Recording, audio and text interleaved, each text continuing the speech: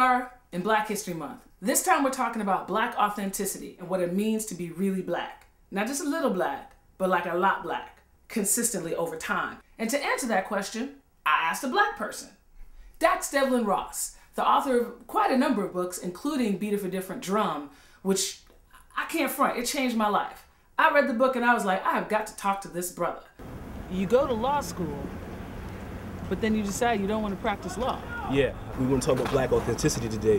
When I came out of college, I'd done pretty well, and as an expectation, I felt at least, from my parents and from people around me, that I was going to do something with that. And that meant going to do take the professional route.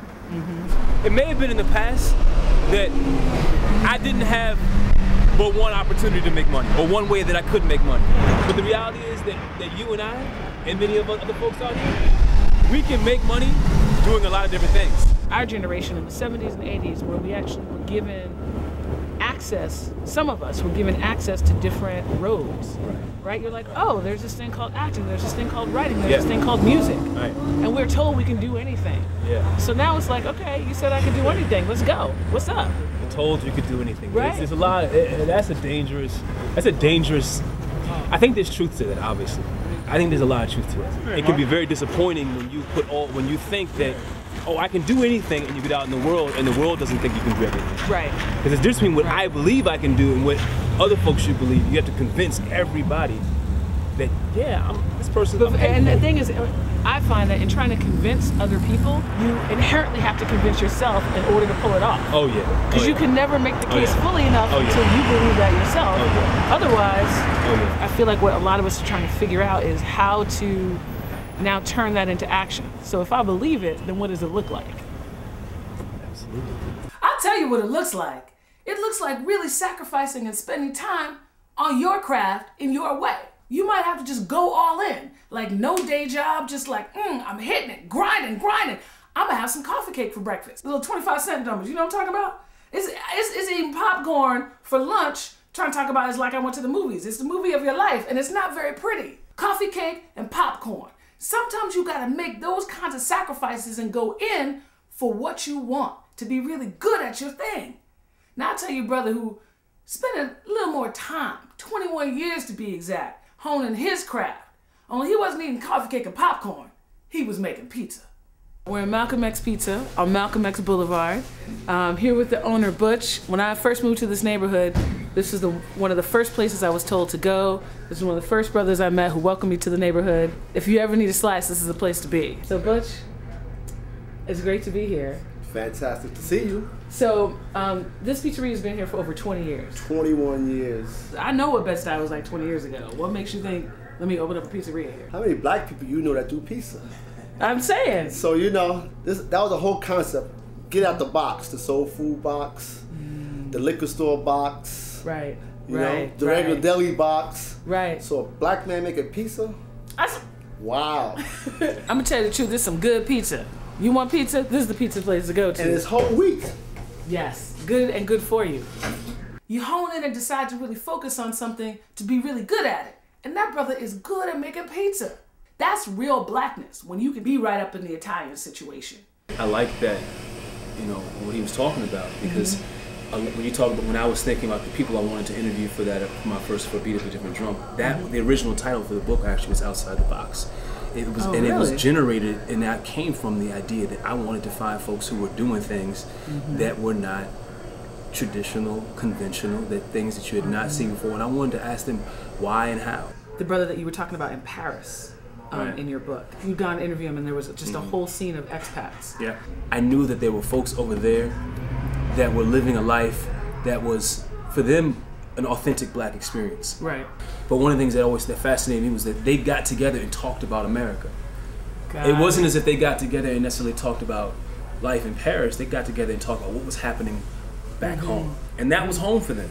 Right. And that was their way to stay connected to the place that they had grown up, even though they had not gone back and didn't necessarily have intentions to go back, but they still felt a desire and a need to connect with one another as Black men living abroad in the context of an America that's still part of them and that they're a part of and want to be in conversation about.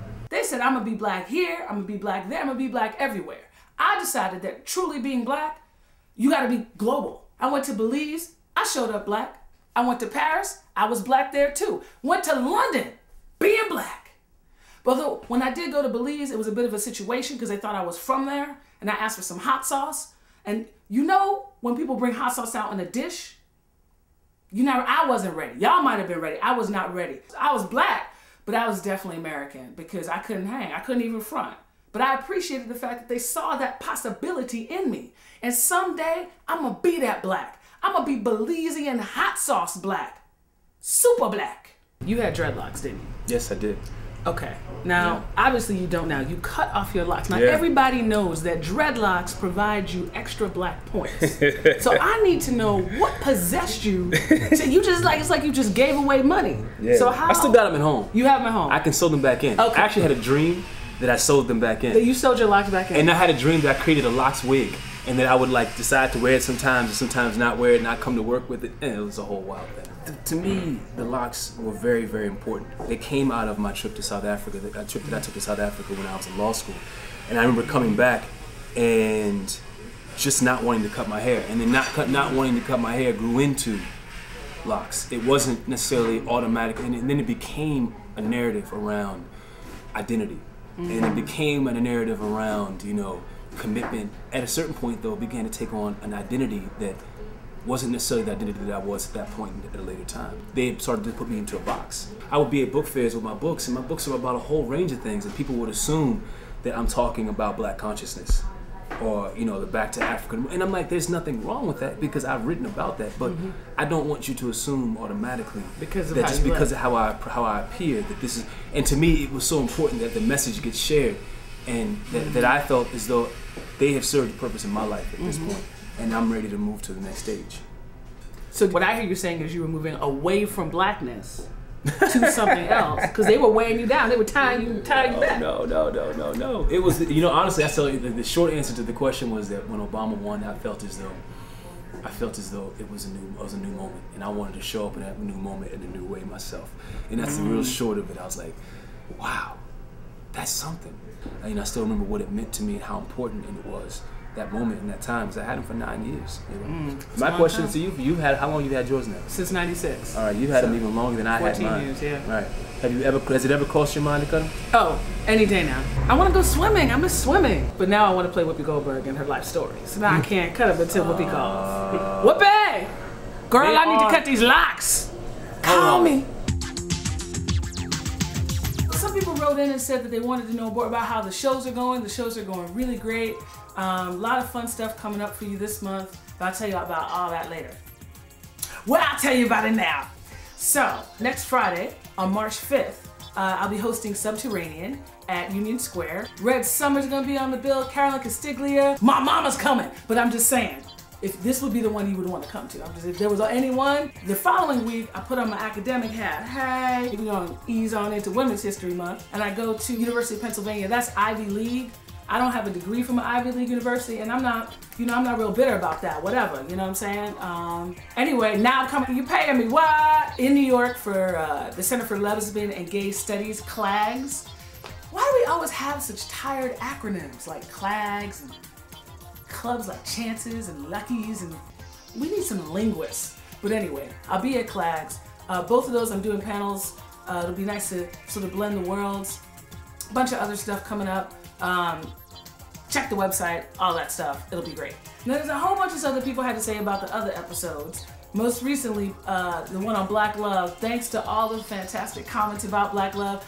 I have felt the love that Black people have been feeling all month long. I'm not trying to claim that that's all from that one little, but a lot of love was happening. There's no love like Black Love, I'm trying to tell you. There's a lot of self-love, so look for a lot of books and blogs about masturbation. Get it whenever and wherever you can. That's like basic health. That's not like all controversial. Nobody else should be able to love you better than you can love yourself. Nah, don't let somebody.